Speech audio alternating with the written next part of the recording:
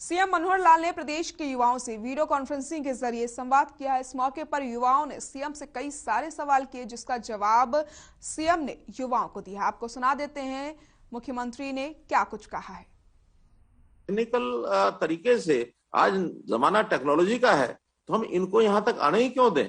उसी के अंदर से एक विचार आया कि हम एक विंडो बनाते हैं ताकि अपने अपने जगह पर, जिला केंद्रों पर, सब डिवीजन केंद्र पर या उससे भी नीचे जहां तक व्यवस्था हो सके, ये जो कंप्लेंट है अपनी डाल देता है। कंप्लेंट सेल्फ स्पीकिंग होती है और उसके बाद वो संबंधित विभाग को मार्क हो जाएगी। मार्क होने के बाद उसका जवाब आएगा, हम उसको मॉनिटर करेंगे और समय पर उसका उत्तर नहीं जाएगा तो हमारे यहाँ एक व्यवस्था, पूरी एक सेल बना हुआ है, उस सेल से हम मॉनिटर करके और फिर संबंधित व्यक्ति जिसकी शिकायत है वहां सॉल्व हुई कि नहीं हुई, लोकल लेवल पर हमने हर ब्लॉक में 3-3, 4-4 लोगों को प्रोमिनेंट एमिनेंट सिटीजन इस नाते से बनाया, जो समाज के बाद जनप्रतिनिधि हैं, पूर्व जनप्रतिनिधि हैं या हमारे संगठन के लोग हैं, उनको यानी एमिनेंट पर्सन की कैटेगरी दे करके कोई कर्मचारी अधिकारी जो समस्या जब सॉल्व करेगा तो उन एमिनेंट पर्सन को बुला करके उनके साथ बैठकर और उस कंप्लेनेंट को जो ग्रीवेंस जिसकी है उसके साथ बैठ करके हल करेगा। बहुत ही गंभीर ये प्रश्न सिमरनप्रीत कौर बहन ने उठाया है और हम सब लोग इससे बड़े चिंतित हैं।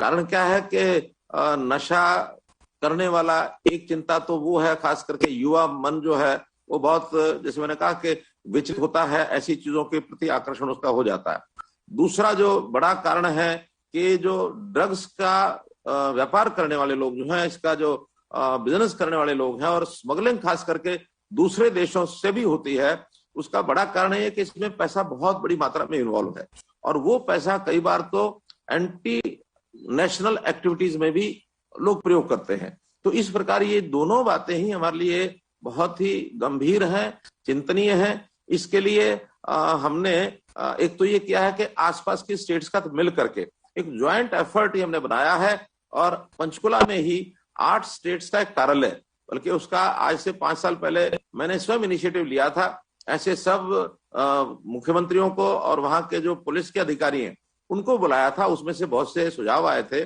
और वो हमने एक कोऑर्डिनेशन के लिए एक कार्यालय पंचकुला में बनाया है। सभी प्रदेशों का एक एक व्यक्ति वहां के बैठता है और उसमें डाटा शेयरिंग होता है, उसमें जो भी कोई एक्टिविटीज जहां कहीं चल रही है उनके ऊपर ध्यान रखा जाता है, ज्वाइंट ऑपरेशन होते हैं।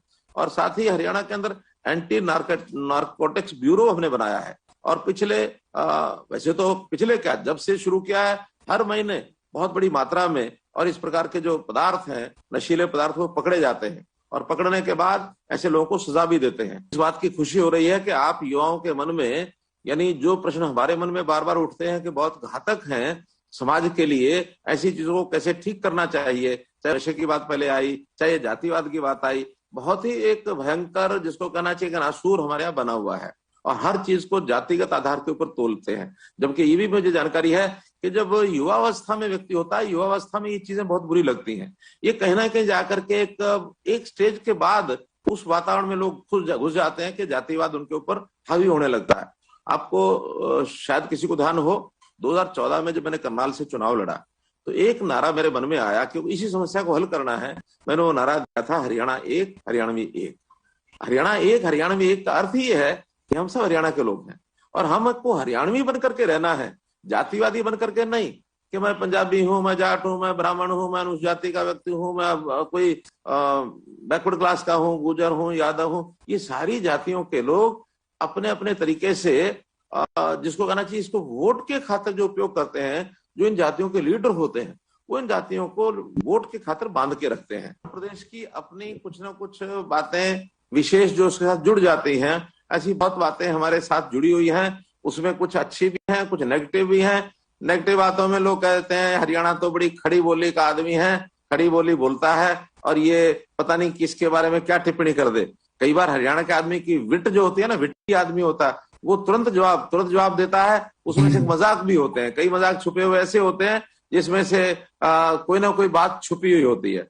जैसे मान लो हरियाणा के किसी आदमी को, ये पुराने जमाने की बात है, आज तो वो नहीं होता, तो किसी बुजुर्ग से अगर ये पूछा जाता था कि भाई टाइम क्या हो गया, कोई दूसरा बुजुर्ग पूछता है टाइम क्या हो गया, तो क्योंकि टाइम जो माना जाता था ना वो ट्रेन के लिए माना जाता था और ट्रेन की लोग चिंता इसलिए करते थे कि किसी ने हो सकता है जाके फांसी लूटना हो, उसमें ट्रेन के नीचे कटना हो, तो वो जवाब क्या देता था कि गाड़ी तले मरेगा। यानी टाइम इसलिए पूछा जाता है। दूसरा, फिर जब ऑफिस चलने लगे तब ये मजाक बना कि भाई टाइम क्या हो गया, बोले क्यों दफ्तर जाएगा। तो ऐसी खड़ी बोली के विट्टी भाषा में जवाब जो मिलते थे, एक धारणा बन गई कि हरियाणा जो है वो खड़ी बोली का वो है। मजाक भी कई तरह के जातियों के इसके उसके चलते हैं, लेकिन ये सहज स्वभाव में चलते रहे, कोई दिक्कत नहीं। लेकिन नेगेटिव छवि इतनी ना बने कि जिसमें से कल को हरियाणवियों से कोई दूरी बना के रखना चाहे, हरियाणा से नफरत करने लगे, ये भी ठीक नहीं है। जैसे एक बहुत गलत बात हरियाणा के साथ क्या चिपकी कि हरियाणा जो है बेटियों को मारने वाला प्रदेश है। अब ये एक छवि बन गई थी, तो इसकी भी चिंता प्रधानमंत्री जी ने मुझे स्वयं 2015 में कहा कि हरियाणा प्रदेश के बारे में एक छवि बनी है, इसको दूर करना है। मैंने कहा फिर एक आप सम्मेलन करिए। 22 जनवरी 2015 को हमने एक बहुत बड़ा सम्मेलन किया पानीपत में, बेटी बचाओ बेटी पढ़ाओ। और उसके बाद मुझे इस बात की खुशी है कि समाज के सहयोग से, सरकार के डिपार्टमेंट के माध्यम से, वो जो बेटियों की उस समय रेशो यानी बर्थ रेशो जो थी 871 1000 के पीछे थी, अब वो मुझे खुशी है कि 923 तक पहुंची है। तो 923 बेटियां 1000 के पीछे हमने इंप्रूव किया। कमी अभी भी है, हम इसको 950 से पार ले जाना चाहते हैं। तो ऐसी जो कमियां थी धीरे धीरे हम दूर कर रहे हैं।